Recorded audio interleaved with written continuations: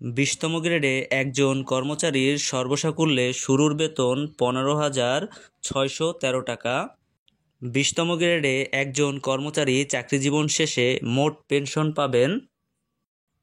এছাড়াও 50% মহার্ঘ ভাতা সহ মোট কত টাকা বেতন পাবেন এই বিষয়গুলো নিয়ে আলোচনা করব আজকের ভিডিওতে।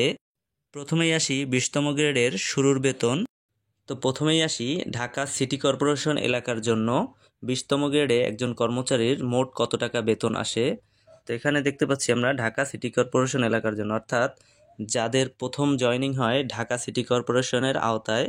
তো আমরা জানি শুরুর বেতন একজন 20তম গ্রেডের চাকরিজীবীর শুরুর বেতন হচ্ছে 8,250 টাকা বেসিক, এবং ঢাকা সিটি কর্পোরেশন এলাকার জন্য তিনি বাড়ি ভাড়া পাবেন মূল যে বেসিক 8,250 টাকা এর 65%। তো আমরা দেখি 8,250 টাকা যে বেসিক, এই 8,250 টাকা বেসিকের জন্য 65%-এ কত টাকা বেতন আসে। 8,250 এর হচ্ছে 65%, 65%-এ আসতেছে হচ্ছে আপনার 5,362.5, অর্থাৎ 5,363 টাকা হচ্ছে তার বাসা ভাড়া আসবে। এবং চিকিৎসা ভাতা যেটা হচ্ছে সবার জন্য সমান 1,500 টাকা, টিফিন ভাতা হচ্ছে 200 টাকা, যাতায়াত ভাড়া হচ্ছে 300 টাকা। তো 20তম গ্রেডে তার মোট সর্বসাকুল্যে বেতন আসতেছে হচ্ছে 15,613 টাকা। এর সাথে আমরা জানি বিশেষ প্রণোদনা হিসেবে আরও 1,000 টাকা যোগ হবে, তাহলে মোট বেতন আসতেছে 16,513 টাকা। এবং এটা থেকে কর্মচারী কল্যাণ ভাতা হিসেবে 150 টাকা কাটা হয়। তো একজন 20তম গ্রেডের কর্মচারীর সর্বসাকুল্যে বেতন আসবে 16,500 টাকার কাছাকাছি। এরপরে আসি অন্যান্য সিটি কর্পোরেশন এবং পৌর এলাকার জন্য, অর্থাৎ ঢাকা সিটি কর্পোরেশন বাদে অন্যান্য যে সিটি কর্পোরেশন এবং পৌর এলাকা আছে এর জন্য 20তম গ্রেডে একজন কর্মচারীর মোট বেতন কত টাকা আসে।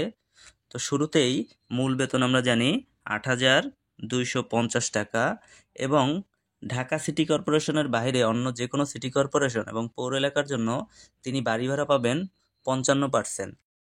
তো 8,250 টাকা যে মূল বেসিক এর 55% আসতেছে 8,250 ইন্টু 55%, তো এটা আসতেছে 4,537.5 টাকা, অর্থাৎ 4,538 টাকা হচ্ছে তার বাসা ভাড়া। এবং এর সাথে হচ্ছে চিকিৎসা ভাতা হচ্ছে 1,500 টাকা, টিফিন ভাতা 200 টাকা, যাতায়াত ভাড়া 300 টাকা। তো সর্বসাকুল্যে 20তম গ্রেডে বেতন আসতেছে 14,788 টাকা, এবং এর সাথে বিশেষ প্রণোদনা হিসেবে তিনি আরও 1,000 টাকা পাবেন, অর্থাৎ মোট বেতন আসবে 15,788 টাকার কাছাকাছি। এই ছিল ঢাকা সিটি কর্পোরেশন বাদে অন্যান্য সিটি কর্পোরেশন এবং পৌর এলাকার জন্য 20তম গ্রেডে একজন কর্মচারীর সর্বসাকুল্যে মোট বেতন। এরপরে আসি অন্যান্য এলাকার জন্য, অর্থাৎ সিটি কর্পোরেশন এবং পৌর এলাকা বাদে, অর্থাৎ 20তম গ্রেডে একজন কর্মচারী যদি উপজেলা ভিত্তিক নিয়োগ হয় সেক্ষেত্রে তিনি মূল বেতন হচ্ছে 8,250 টাকা, এবং বাড়ি ভাড়া হিসাবে তিনি পাবেন হচ্ছে মূল বেতনের 50%, অর্থাৎ 8,250-এর 50% অর্ধেক 4,150 টাকা। এর সাথে চিকিৎসা ভাতা 1,500 টাকা, টিফিন ভাতা 200 টাকা, যাতায়াত ভাড়া 300 টাকা। তো সর্বসাকুল্যে মোট বেতন আসতেছে 14,400 টাকা, এবং এর সাথে 5% বিশেষ প্রণোদনা হিসেবে আরও 1,000 টাকা যোগ হবে, অর্থাৎ উপজেলা ভিত্তিক যদি নিয়োগ হয় সেক্ষেত্রে তার প্রারম্ভিক বেতন হবে 15,400 টাকার কাছাকাছি। তো এরপরে আসি সর্বোচ্চ বেতন, অর্থাৎ আমরা জানি 20তম গ্রেডের শুরুর বেতন হচ্ছে মূল বেতন হচ্ছে 8,250 টাকা, এবং সর্বশেষ বেতন হচ্ছে, অর্থাৎ 18 বছর চাকরি করার পরে তার সর্বোচ্চ বেসিক হবে 20,010 টাকা। এবং এই 20,010 টাকায় তিনি কত টাকা বেতন পাবেন তা আমরা দেখব। তো প্রথমেই হচ্ছে বাড়ি ভাড়া। তো আমরা জানি 16,000 টাকার উপরে যখন বেসিক আসে তখন বাড়ি ভাড়া 40% হারে দেওয়া হয়। সেই হিসাবে 40%-এ আসতেছে 20,000 টাকার 8,004 টাকা। এর সাথে হচ্ছে মাসিক চিকিৎসা ভাতা 1,500 টাকা, যাতায়াত ভাতা 300 টাকা, টিফিন ভাতা 200 টাকা, এবং ধোলাই ভাতা বা অন্যান্য ভাতা হিসেবে 100 টাকা পাবেন। তো মোট বেতন আসতেছে হচ্ছে 30,114 টাকা, এবং এর সাথে বিশেষ প্রণোদনা হিসেবে তখন আরও কিছু টাকা যোগ হবে, সেটা হতে পারে 1,500 টাকার মতো। তো মোটামুটি 32,000 টাকার মতো আসবে 18 বছর চাকরি করার পরে 20তম গ্রেডে একজন কর্মচারীর সর্বোচ্চ বেতন স্কেলের মোট বেতন। এরপরে আসি 20তম গ্রেডের এককালীন ও পেনশন কত টাকা পাবেন।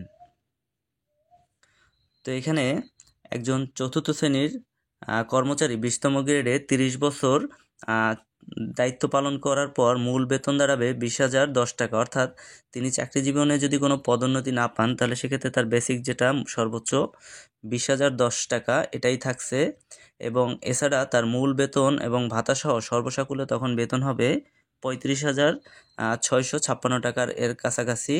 এবং চাকরি জীবনে 18 মাসের ঐচ্ছিক ছুটি বিক্রি করার পর তিনি 40 থেকে 60 লাখ টাকা পর্যন্ত পেনশন পাবেন, এককালীন টাকা পাবেন।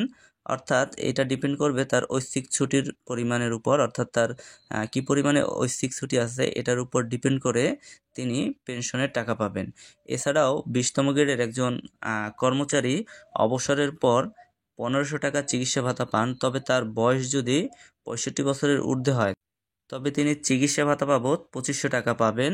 এছাড়াও একজন চতুর্থ শ্রেণীর কর্মচারী হিসেবে অবসরের পর মূল বেতনের 50% হারে তিনি 10,000 টাকার কাছাকাছি মাসিক বেতন পাবেন। তো এরপরে আসি 20তম গ্রেডের বোনাস কত টাকা পান এক বছরে। তো অন্যান্য গ্রেডের কর্মকর্তাদের মতোই 20তম গ্রেডের কর্মচারীর বাৎসরিক বেতন বিভিন্ন উৎসব ভাতা প্রদান করা হয়। 20তম গ্রেডের একজন কর্মচারী মুসলমানদের পবিত্র ধর্মীয় উৎসব ঈদ উপলক্ষে, অর্থাৎ ঈদ উল ফিতর এবং ঈদ উল আজহা দুইটা সমপরিমাণ টাকা, অর্থাৎ মূল বেতন যে এর সমপরিমাণ টাকা বোনাস পেয়ে থাকেন, এবং বৈশাখী ভাতা হিসেবে 20% বোনাস পেয়ে থাকেন। তো এখানে বোনাস দেখুন, 2 ঈদে অর্থাৎ ঈদ উল ফিতর এবং ঈদ উল আজহা এই দুইটা ঈদে বেসিকের সমান অর্থাৎ 8,250 টাকা এর দ্বিগুণ, অর্থাৎ 2 ঈদে 2টা অর্থাৎ 16,500 টাকা মোট বোনাস পাবেন। অন্যান্য ধর্মাবলম্বী যারা আছেন তারাও 2টি বোনাস পাবেন, অর্থাৎ হিন্দু ধর্মাবলম্বী যারা আছেন তারা সাধারণত দুর্গাপূজায় একসাথে 2টা বোনাস পেয়ে থাকেন। এবং এর সাথে 20% যে বৈশাখী বোনাস, অর্থাৎ বেসিকের 8,250 টাকা এর 20% আসতেছে হচ্ছে আপনার 1,650 টাকা। তো এক বছরে মোট বোনাস আসতেছে 18,150 টাকা। এরপরে দেখুন, তো আমরা জানি 2015 সালের যে সর্বশেষ অষ্টম যে পে স্কেল দেওয়া হয়, এই অষ্টম পে স্কেলে 20টি গ্রেড, এবং এই 20টি গ্রেডের 20তম গ্রেডের আমরা শুরুর বেসিক এইমাত্র দেখলাম যে 8,250 টাকা, এবং সর্বোচ্চ বেতন হচ্ছে 20,010 টাকা। এবং তিনি 18 বছর যখন চাকরি করেন তখন তার সর্বোচ্চ বেতন স্কেল অর্থাৎ 20,010 টাকায় পৌঁছে যান, এবং 18 বছর চাকরি করার পর তার আর কোনো ইনক্রিমেন্ট হবে না, অর্থাৎ তিনি যদি পদোন্নতি না পান তাহলে তার এই বেতন স্কেলেই তিনি আটকে থাকবেন। তো এখানে দেখুন যে শুরুর যে বেসিক 8,250 টাকা, এরপরে প্রতি বছর সে 5% হারে ইনক্রিমেন্ট যোগ হতে থাকে। তো প্রথম বছরের পরেই তার বেতন আসে 8,670 টাকা, এভাবে বৃদ্ধি পেতে পেতে সর্বোচ্চ বেতন স্কেল যেটা তার 20তম গ্রেডে 20,010 টাকায় পৌঁছান। এই ইনক্রিমেন্টগুলো পাওয়ার পর আর কোনো ইনক্রিমেন্ট ওই কর্মচারী প্রাপ্য হয় না যদি না তিনি কোনো পদোন্নতি না পান। তো অনেকের ক্ষেত্রে দেখা যায় যে পদোন্নতি না পেয়েই অবসরে চলে যান, তবে নিয়ম হচ্ছে 10 বছর পর পর একটি উচ্চতর গ্রেড, সেক্ষেত্রে তিনি 19 বা 18তম গ্রেডে পৌঁছানোর সুযোগ থাকে। অর্থাৎ অনেকের ক্ষেত্রেই 18 বা 19তম গ্রেডে যাওয়ার সুযোগ থাকে। তো এই হচ্ছে আপনার 20তম গ্রেডে একজন কর্মচারীর উচ্চতর গ্রেডে যাওয়ার সুযোগ। তো এরপরে আসি 20তম গ্রেডে একজন কর্মচারীর সর্বোচ্চ বেতনে 50% মহার্ঘ ভাতা সহ মোট কত টাকা বেতন আসে তা দেখি। তো শুরুতেই আমরা জানি 20তম গ্রেডের বেসিক হচ্ছে অর্থাৎ মূল বেতন হচ্ছে সর্বোচ্চ 20,010 টাকা, এবং তিনি 40% হারে বাড়ি ভাড়া হিসেবে পাবেন 8,004 টাকা। মাসিক চিকিৎসা ভাতা 1,500 টাকা, এবং যাতায়াত ভাড়া 300 টাকা, টিফিন ভাতা 200 টাকা এবং ধোলাই ভাতা হিসাবে পাবেন 100 টাকা। এরপরে হচ্ছে আপনার 50% যে মহার্ঘ ভাতা, এই 50% মহার্ঘ ভাতায় তার টাকা আসবে হচ্ছে 8,004 টাকা।